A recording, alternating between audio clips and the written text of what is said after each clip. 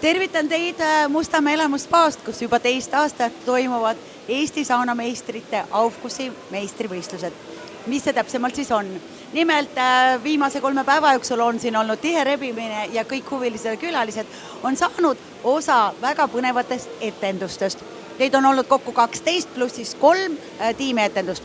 Mis etendusest ma lõpuks ikkagi räägin? Ma räägin etendust, mis toimuvad saunas. Jah, te kuulsite tõepoolest õigesti. Saunas toimuvad etendused. Need on läbi mõeldud, viimaseni välja timmitud.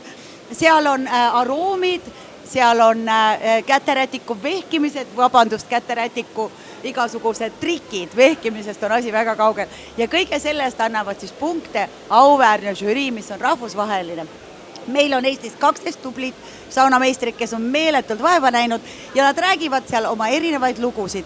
Lood peavad olema kombainitud siis muusikaga, aroomidega ja erinevate trikkidega. Vot nii põnev see maailm on ja iga etendus kestab ka 10–15 minutit. Miks? Aga vot täpselt sellepärast, et kui üks tervislik saunaaeg on 10–15 minutit selle ajaksul, et mitte lihtsalt niisama istuda seal, veedad sa aega saunas, kus saunameistrid sulle seda kõike kolossaalset ja põnevat etendavad.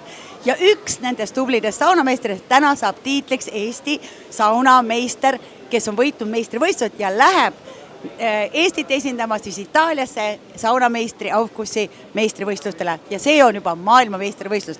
Ja vaadake nüüd, kõik see rahvas siin on tulnud kaasa elama meie Eesti tublide saunameistritele.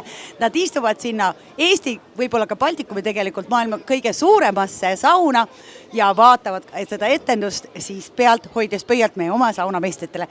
Vot selline põnev maailm ja mina olen juba teist aastat siin üsna pea, aga saame juba teada, kes on see mees, kes selle kõik kinni paneb.